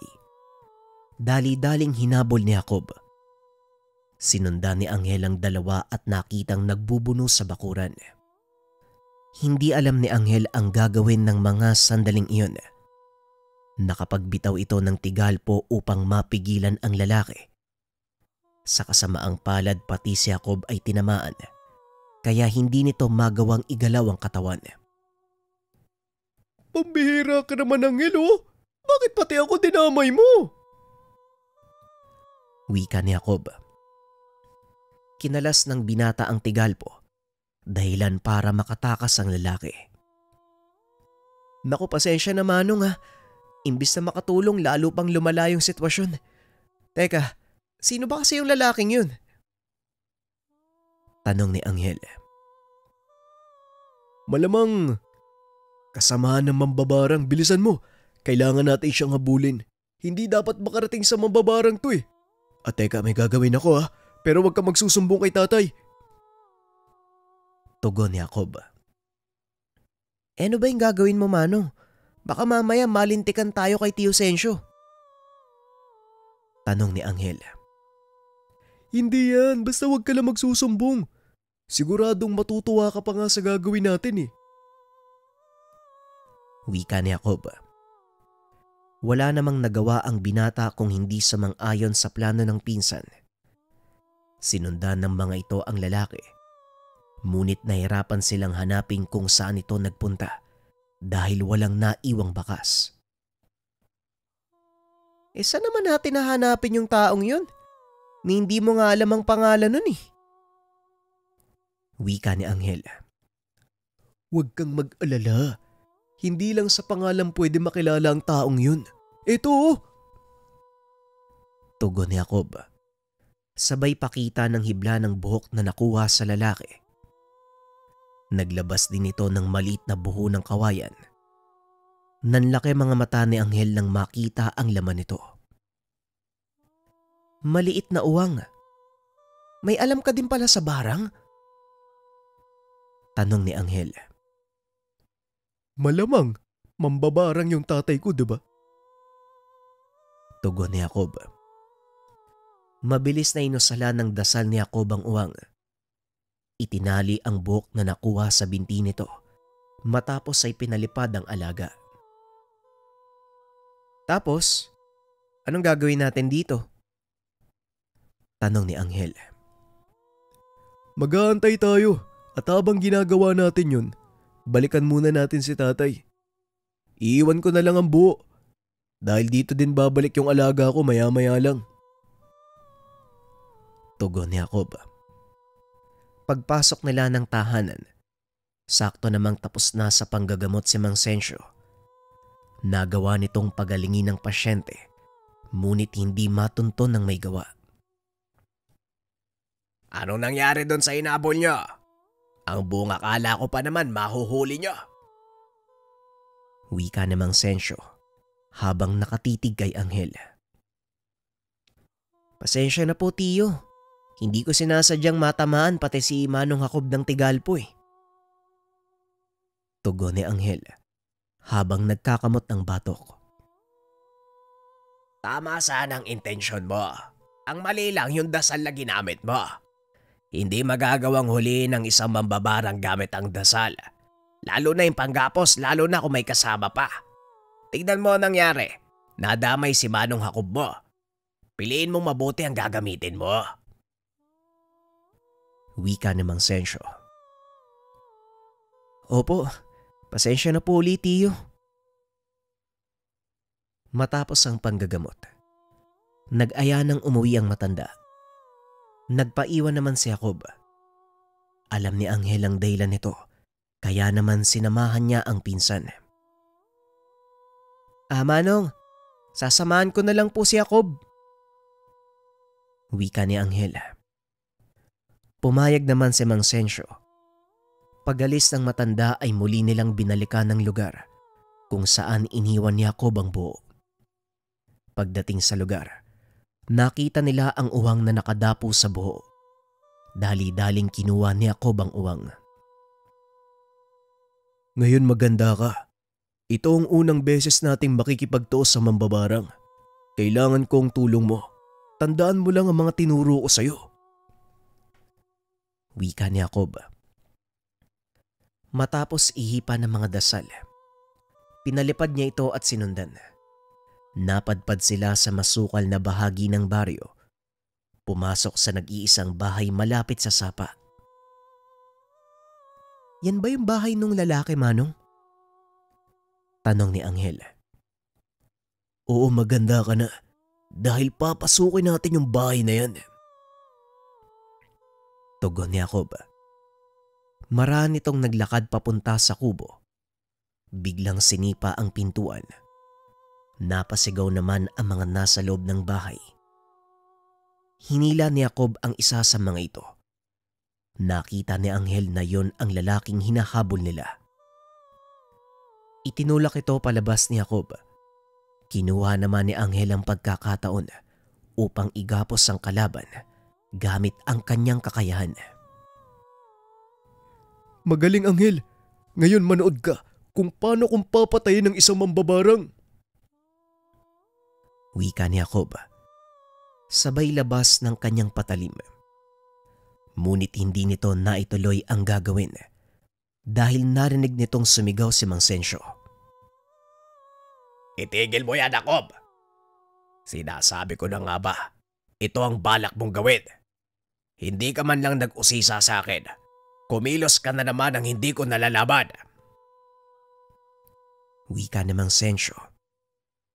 Umatras si Jacob. Binaba ang sandata. Tay, mambabarang po yung taong yan. Siya yung dahilan kung bakit nagkakasakit ang pasyente nyo. Tugon ni Jacob. Oo, tama ka. Pero mambabarang din ako. Ako ang gumamot sa pasyenteng yon. May malalim na dahilan kung bakit siya tinaniman ng sumpa ng mambabarang na ito. Yon ang gusto kong alamin. Muling wika ni Mang Sensyo. Matapos ay tinanong nito ang lalaki. Maayos naman itong nakipag-usap. Sinabi sa matanda ang dahilan kung bakit niya binarang ang pasyente. Matapos ang usapan, nagpa siya si Mang Sensyo ng palampasin ang ginawa nito dahil kasalanan din ng pasyente ang lahat. Papalampasin ko ang ginawa mo dahil kasalanan ng pasyente yon.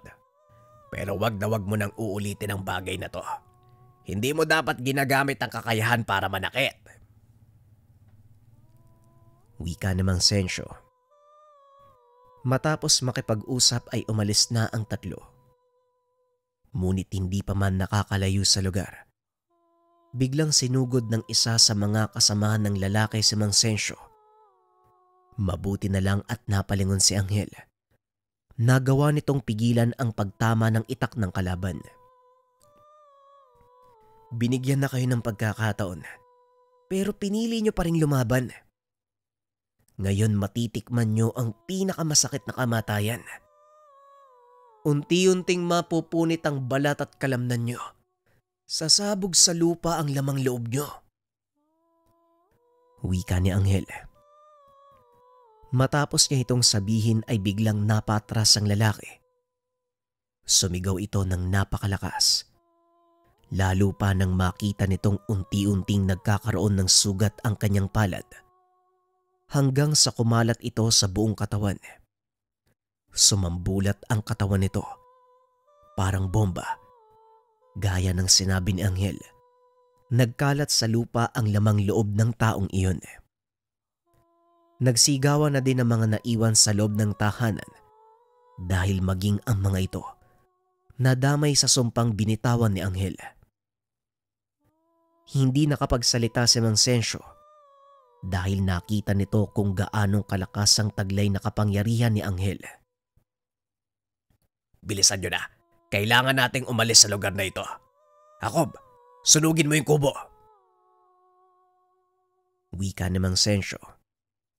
Dali-dali namang kinuha ng binata ang nakasinding sulo. Hinagis ito sa sahig. Mabilis na kumalat ang apoy hanggang sa tuluyang matupok ang buong kubo. Pagdating sa kanilang tahanan, kinausap ni Mang Sensyo ang dalawa. Nakita nyo kung anong kayang gawin ni Angel. Ito ang palagi kong sinasabi sa iyo, Jacob. Hindi ko gustong kumikilos ka nang hindi ko alam. Paano na lang kung wala ako doon? Hindi lang ang mga mambabarang ang maaaring mapahamak, kundi ang lahat ng mga elementong makakarinig ng binitawang sumpa ni Anghel. Wika ni Mang Sensyo. Ngayon po naiintindihan ko na, tay. Alam ko na kung bakit hindi dapat basta-basta magbibigay ng sumpa si Anghel. Nagkakatotoo kaagad yung sinasabi niya eh. Wika ni Jacob. Huwag niyo na pong pagalitan si Manong Jacob, tiyo. Sinadya ko pong gawin yun eh. At hindi po dahil sa galit. Nakita ko po na binigyan niyo ng pagkakataon yung mga mambabarang pero pinili pa rin nilang mamatay. Kaya binigay ko po sa kanila ang karapat-dapat na parusa. Kontrolado ko po yung kakayahan ko. Alam ko po kung kailan ko gagamitin kaya wala po kayong dapat ipag-alala. Wika ni Anghel. Kahit na, Anghel, hindi mo alam ang takbo ng isip ng mga tao. Sa oras na malaman nilang may taglay kang kakayahan, mauulit lang ang nangyari 5 taon nang nakakaraan. Tugon ni Mang Sensyo. Bagay na naunawaan naman ni Anghel.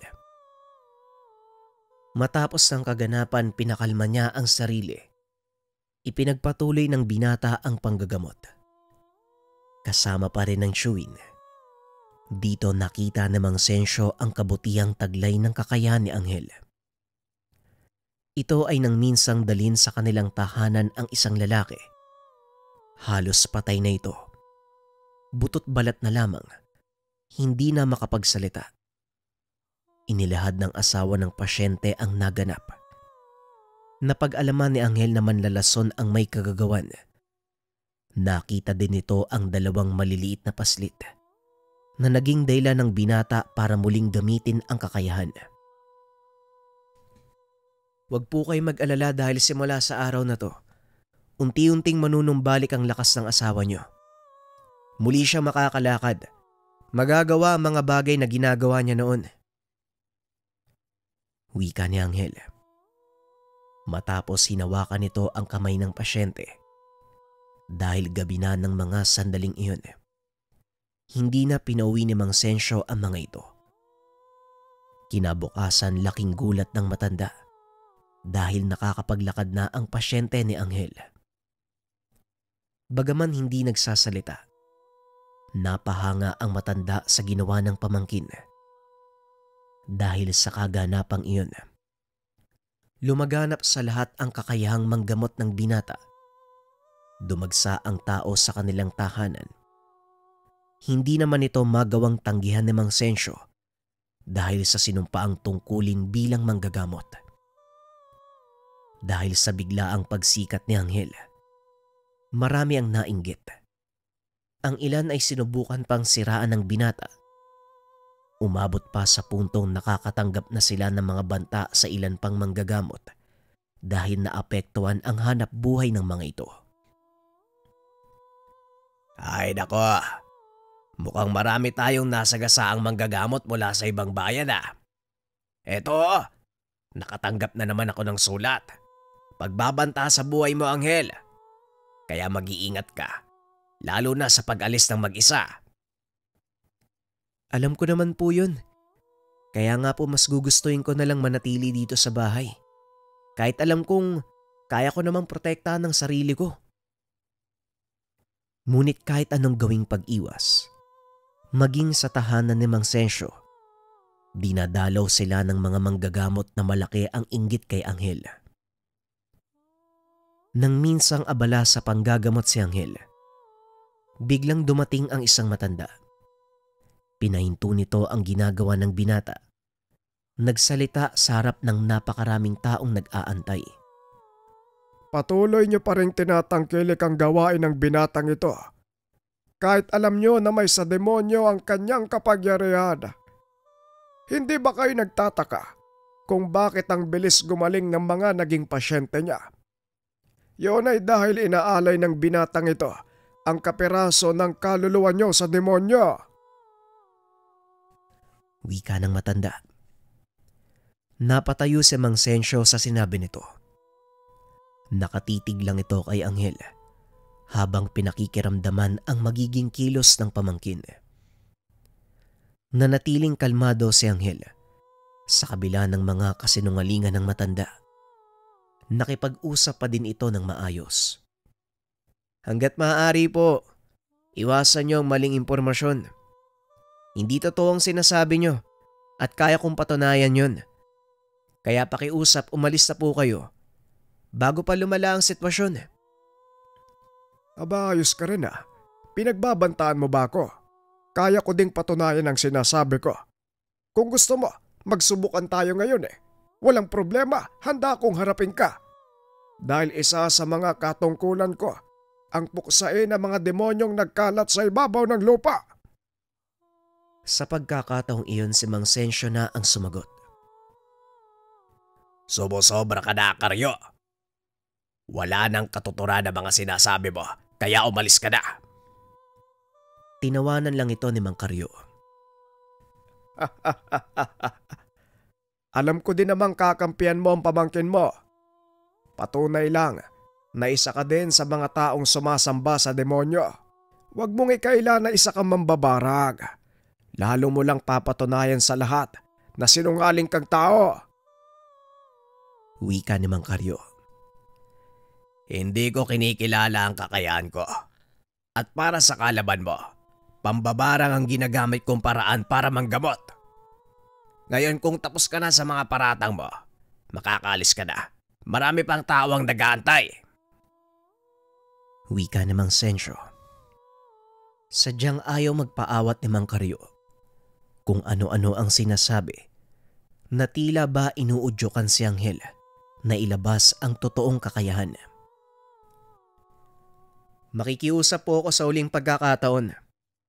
Itigil nyo na ang ginagawa nyo dahil wala namang kayong mapapala. Wika ni Anghel. Paano kung ayoko? Anong gagawin mo? Tugon ni Mang Karyo. Kung hindi ka pa rin titigil sa paninira mo sa akin, pasensyahan na lang po tayo dahil hindi mo magugustuhan ang susunod kong sasabihin. Wika ni Anghel. Anghel, pigilan mo ang sarili mo. Hindi ito ang panahon para gamitin ang iyong kakayahan. Maraming tao ang nakakakita. Wika ni Mang Sensyo. Alam ko po yun, tiyo. Huwag kayong mag-alala. Akong bahala sa isang to. Mang Karyo, hindi ba pinagmamalaki mo mahusay kayo manggagamot at may sa demonyo ang kapangyarihan ko? Bakit hindi mo kaya subukang alisin sa akin? Wika ni Anghel. Biglang natigilan ng matanda dahil alam nitong hindi niya magagawang talunin ng binata. Hindi ka ba nahihiya? Hahamonin mo ang mas matanda sa iyo. Tugon ni Mang Karyo. Kayo po yung pumunta dito upang guluhin yung panggagamot ko. Tapos ang sabi nyo kanina, gusto nyo magsubukan tayo, di ba? Tapos ngayon, sasabihin mo hinahamon kita. Wika ni Anghel. Dahil marami ang nakikinig at ayaw mapahiya ng matanda, tinanggap nito ang hamon ng binata. O sige, tatanggapin ko ang hamon mo. Huwag mo lang akong sisisihin sa mga mangyayari. Maaari mong ikamatay ang gagawin ko. Tugon ni Mang Karyo. Huwag kang mag-alala, Manong Karyo. Hindi ako natatakot mamatay kung sakali man. Wika ni Anghel. Naupo ito at hinayaang magsimula ang matanda sa pagtanggal ng kakayahan niya. Nag-umpisang mag-usal ng mga dasal. Doon pa lang ay naramdaman na ng matanda ang kakaibang lakas ng binata. Ano, Mang Karyo? Mukhang aabutin tayo ng siyam-siyam ah. Kaya pa ba? Tanong ni Anghel. Ay, manahimik ka! Nga pala, Manong, Nakalimutan kong sabihin sa'yo Sa oras na hindi mo matanggal ang kakayahan ko, may mangyayaring hindi maganda sa'yo.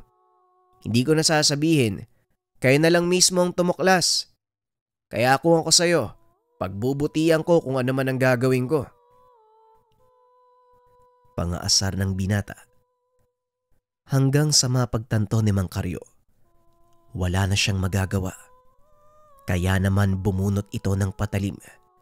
Inambahan ng saksak si Anghel. Sinasabi ko na nga ba huwad kayong manggagamot At dahil pinagbantaan niyo ang buhay ko, hindi ko kayo papalampasin. Yang kamay niyong may hawak na kutsilyo, unti-unting kakainin ng mga uod. At yung buong katawan niyo, matutuyo na parang balat ng kahoy. Sa oras na malapatan ng tubig, makakaramdam kayo ng matinding hapde. At sa tuwing kikilos kayo, magbibitak-bitak ito. Wika ni Anghel. Dahan-dahan nararamdaman ni Mang Karyo ang pananakit sa kanyang kamay. Maging ang balat sa kanyang tiyan, unti-unti ding natutuyo, kagaya ng sinabi ni Anghel. Nakita ito ng mga tao, ngunit hindi nila narinig ang mga sinabi ni Anghel. Kaya inakala nilang gawa din ito ni Mang Karyo para siraan ng husto si Anghel. Sinubukan pang tumakbo ng matanda, ngunit hindi na ito nakalayo pa sa lugar. Tuluyang binawian ng buhay si Mang Karyo sa mismong bakuran nila Mang Sensyo. Ay nako, yan kasi hindi nakikinig. Wala nang ibang iniisip kung hindi ang sariling kapakanan at kung paano silang magkakapera sa pamamagitan ng panloloko sa kapwa. O siya, ipagpabukas niyo na ang panggagamot. Ihatid niyo ang bangkay na matandang yan sa kanyang pamilya. Sinunod ng dalawang binata ang utos ni Mang Sensyo. Gaya ng inaasahan, hindi naging maganda ang pagsalubong sa kanila ng pamilya ni Mang Karyo. Mga walang iya kayo. Talagang yung lahi nyo, mga demonyo. Pinatay nyo ang tatay ko. Sisiguraduhin kong pagbabayaran nyo to. Antayin nyo lang na matapos ang libing. Magsisimula ang kalbaryong hinahanap nyo. Wika ni Totong, anak ni Mang Karyo. Matapos ang usapan, umuwi na ang dalawa. Ibinalita ang sinabi ng anak ni Mang Karyo. Normal lang ang ganong reaksyon. Normal na magalit sila. Pero kailangan nating pagandaan ang gagawin nila.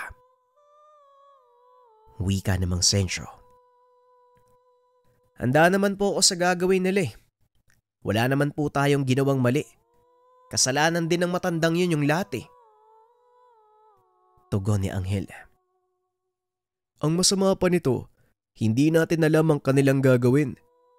Kaya Anghel, hanggat maaari, huwag ka munang magpapakita sa maraming tao. Wika ni Jacob. Matagal na ako nagtatago sa mga tao dahil sa takot na makasakit Siguro oras na para sila naman ang matakot sa akin.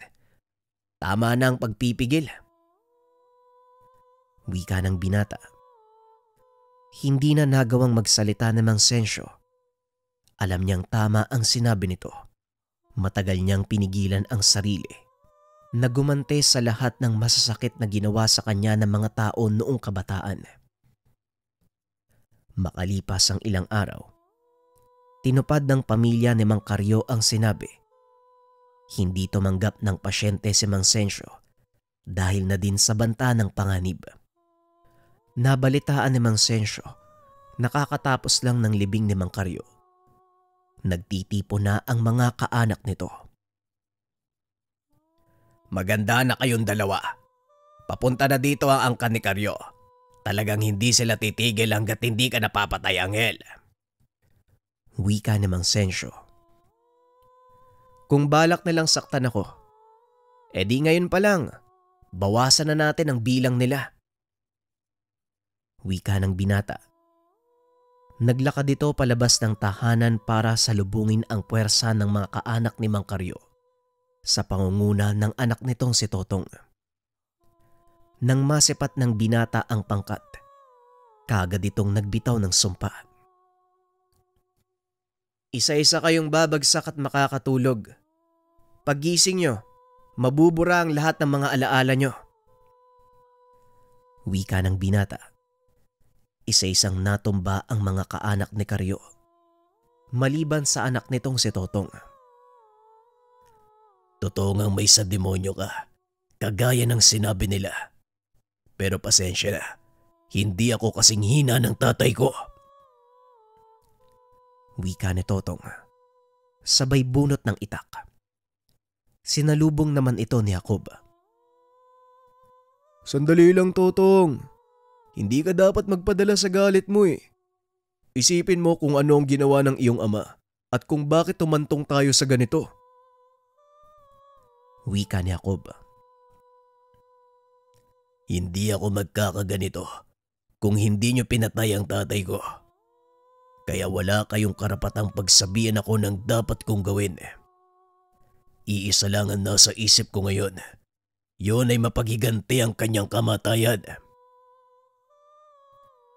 Tugon ni Totong sabay tulak kay Jacob. Nagulat naman ang binata. Hindi nito inaasahan ang lakas sa taglay ng kalaban. Huwag kang magpapahuli sa kanya, Anghel.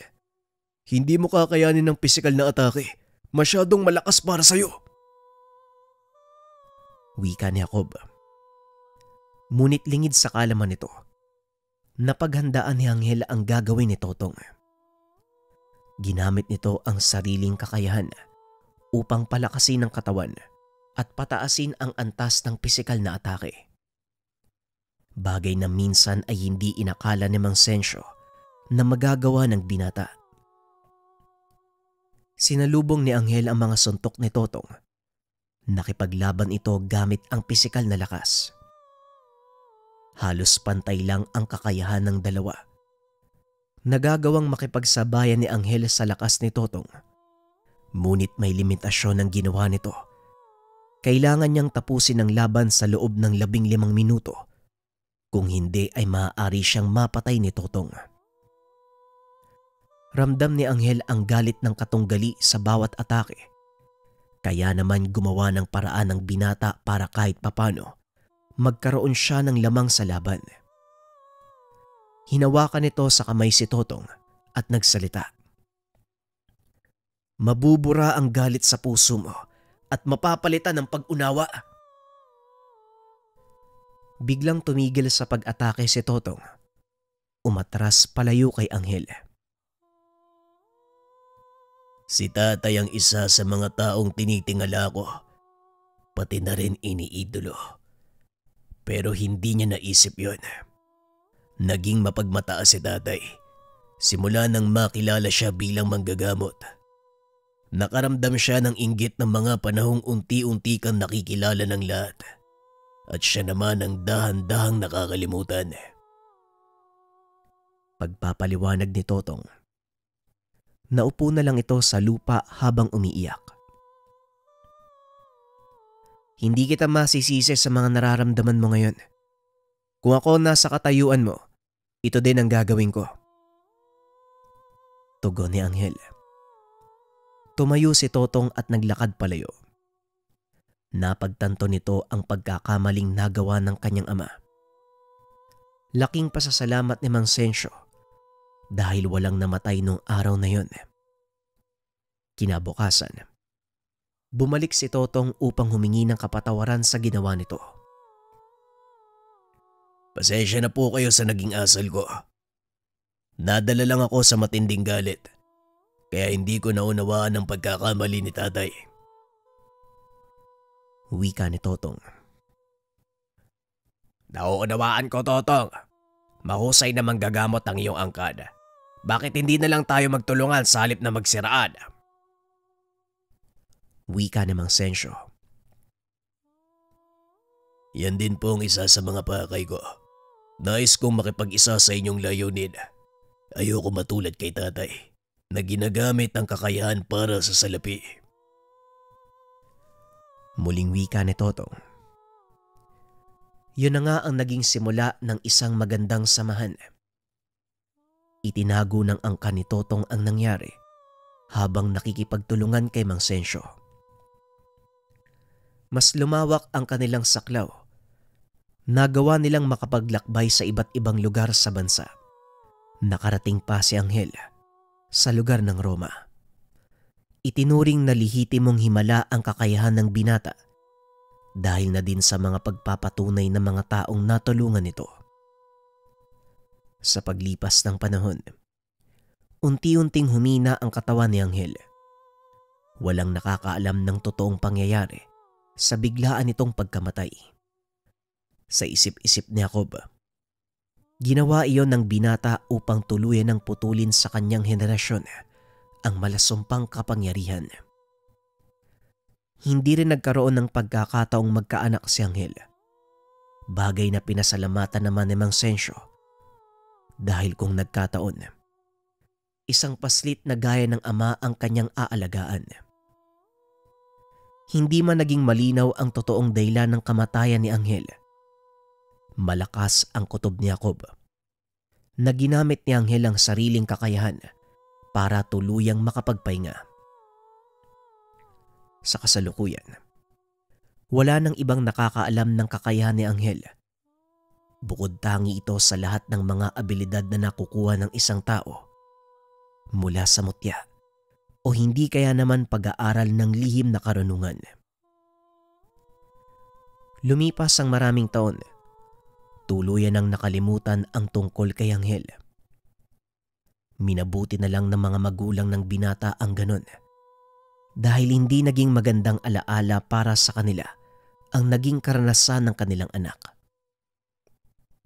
Kung nakita mo lang ang pagbabago sa buhay ng anak mo, malamang hindi mo sisisihin ang iyong sarili, Elias.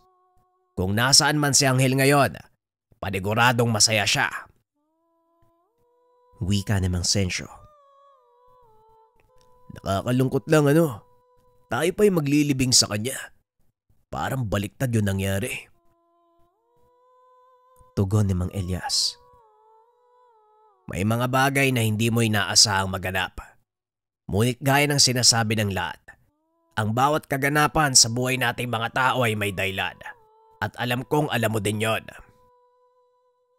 Tugon ni Mang Sensyo. Nang mga sandaling iyon ay nakatayo sila sa puntod ni Anghel habang sinasariwa ang mga panahong kasama ito sa tahanan. Maging si Jacob, hindi makapaniwalang magtatapos ang buhay ni Anghel nang ganon-ganon na lamang. Kung nasaan ka man ngayon, Anghel, huwag kang mag-alala. Hindi ko papabayaan si tatay. Magpahinga ka na, pinsan. Pasensya ka na kung ngayon ko lang naisipang dumalaw. Ngayon lang ako nagkaroon ng lakas ng loob Wika ni Jacob. Sabay lapag ng dalang kakanin, pati na rin mangkok na punong-puno ng ginataang suso. Ito ang huling beses na nagpunta si Jacob sa lugar dahil lumipat na ng tirahan sa syudad ang mag-ama. Samantalang sina Mang Elias at Aling Marta nagpaiwan sa lugar upang ituloy ang adhikain nila na tumulong sa iba. Ito rin ang alam nilang pamamaraan na gustong gawin ni Anghel. Gamitin ang mga natitirang oras ng mga magulang upang tumulong sa ibang tao.